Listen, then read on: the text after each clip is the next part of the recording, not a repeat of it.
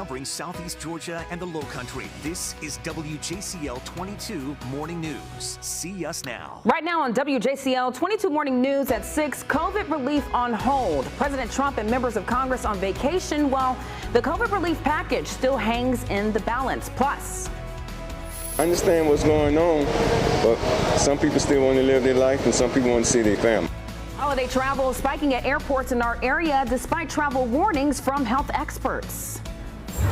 Plus, the Savannah Christmas tradition is going to look a little different this year. Well, it is 6 o'clock on your Thursday morning, Christmas Eve, I might add. I'm Ashley Garrett. Let's get straight to that certified most accurate forecast now with meteorologist Melissa Hall. We're tracking 3 weather impact days, cold weather on the way. Yeah, I don't believe it's Christmas Eve. At least when you walk out the door, you're not going to believe it's Christmas Eve, right? It was a little warmer than a normal Christmas Eve, you might say. Yeah, yesterday we woke up right around freezing in Statesboro and Metter, so it felt more like Christmas time yesterday. Today, though, 50s, Ashley, and we got a little light breeze out of the south, so things feel really comfortable outside. Drastic difference for sure. Drastic difference. And this afternoon, another drastic change coming our way, so get ready for that. Like Ashley said, 3 impact weather days coming into our forecast, back to back to back. Now, right now, it is very nice outside, some 60s at the coast. We got 50s the further west you go. Now, the clouds have increased, and this afternoon, those winds are going to be increasing, and so are the storm chances with that front that's moving in. Now that front pushes the heat in on us, so it'll be a mild and breezy afternoon back into the 70s, but by about 5 o'clock, if you haven't made it out to the grocery store yet, you're going to want to do it early because those storms start to pop up in the western part of the area, and we already have a little bit of light rain out there, but the bulk of it going to be coming in this afternoon and this evening. And look at how strong some of those storms are. They've got a tornado watch to the southwest of us, and tomorrow, that next impact that's going to be coming, Ashley, after the storms move through, it's going to be the coldest Christmas that we've essentially seen since 2004. Daytime highs, mid-40s. That's even colder than where we're waking up right now, but it's not even going to feel like mid-40s. It's going to feel like it's in the 20s or 30s because that wind, it's not going anywhere. And by this weekend, those cold temperatures really start to sink in. We're going to have a hard freeze this weekend. I've got all the details of the exact timing of these storms, what threats we're expecting, when we're expecting it, and that temperature trend here in your full forecast. Thank you so much. Christmas Eve is officially upon us, a night that's usually full of family traditions. WJCL's Emma Hamilton is joining us live from downtown Savannah this morning with more on how one tradition is going to look a little different. Ashley, good morning. Well, attending Christmas Eve Mass here at the Cathedral of St. John the Baptist is a tradition for many people here in Savannah. And of course, because of COVID-19, it's going to look a little bit different this evening. The cathedral is limiting the amount of people in each service to 300 people. Social distancing and masks will be required, and hand sanitizer will be available for everyone. Attendance will be on a first come, first served basis, meaning that if there are already 300 people at one service, you will not be allowed inside. Mass tonight is at 5:30, 7:30, and 10 o'clock. Tomorrow morning, there will be services at 8 and 10 a.m., followed by Latin Mass at 11:30. Ashley? For those who still don't feel comfortable attending Mass in person, will it be streamed online? Yeah, so all of those services, Ashley, will be streamed online, and we will have that link on how you can access those services on our website later this morning at WJCL.com. Ashley? Thank you so much. This morning, pandemic relief for millions of Americans still on hold. President Trump and lawmakers gone for the holidays. Meantime, the virus continues taking a deadly toll across the country. ABC's Faith Abube is in Washington with the latest. This morning, Capitol Hill practically empty. Lawmakers gone for the holidays. President Trump also out. The COVID relief package still hanging in the balance.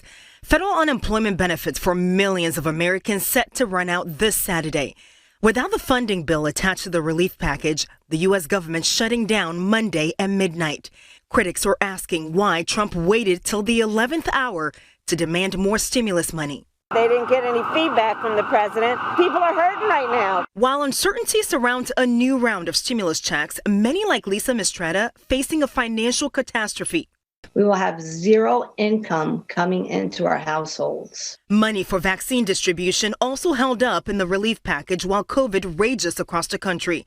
December already the deadliest month of the pandemic in America. With a week still left to go, more than 57,000 dying from the virus. If people continue to gather for the upcoming holidays, we are going to cripple our hospital system. In Orange County, California, these paramedics waiting up to an hour for hospitals to find room for deathly ill patients. Having a critically ill person in your care in the back of the ambulance and being unable to get into the hospital is definitely challenging and concerning. Fears the virus spread won't let up.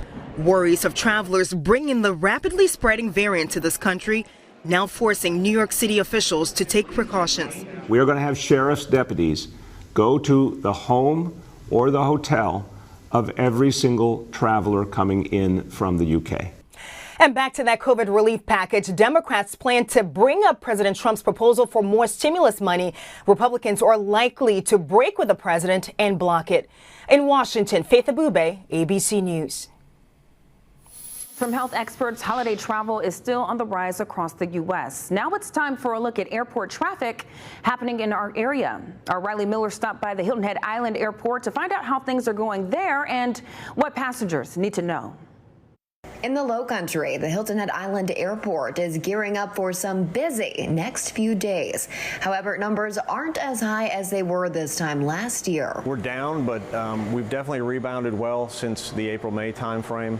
And the summer is really strong, really moving into the fall as well. We're beating the national average right now, maybe not by a whole lot, but the strength of the Hilton Head Island market is great for us. As for the actual airport, Rimbold says the entire building is treated with a disinfectant fog to ensure the safety of everyone. It just eliminates all bacteria, all viruses, and everything when they land on any surface. So we're doing that inside the terminal. All the TSA bins and everything get treated with this. Rimbold's advice to those flying this holiday season: stay informed and check updates from your specific airline. Make sure you research the destination that you're flying to so that you know what to expect when you get off the aircraft, because different places have different regulations as well. Rimbold adds he appreciates those who choose to fly local. That means they're supporting local jobs, and given everything that's happened in 2020, everybody who's working a job really needs that continued employment.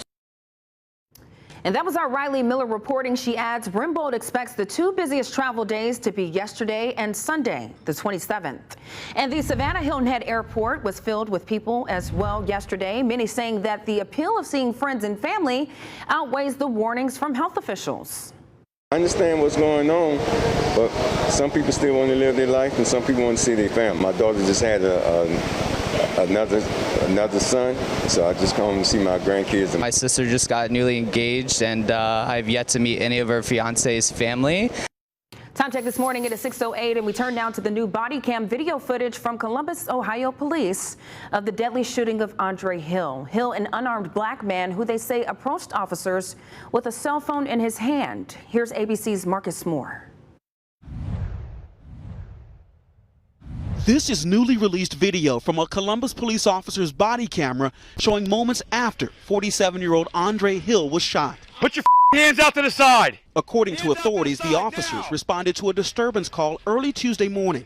The gray SUV in front of this location keeps starting up and running. Authorities say Officer Adam Coy, a 19-year veteran of the force, and another officer arrived to an open garage door with Hill inside. Hill walking towards the officers with a phone in one hand and the other hand not visible. Officer Coy opened fire, shooting Hill, who authorities say was unarmed. To see him lying in the driveway, minute after minute after minute after minute, with no attempt to render aid, that is a stunning disregard for life, and in this case, black life. Hill would later die at the hospital. The officers involved not activating their body cameras until immediately after the shooting. Investigators will be examining the crucial moments captured by the camera's look back feature, which pre-records 60 seconds of video from the moment it turns on. But it does not capture audio, so it is unclear what was said between Hill and the two officers.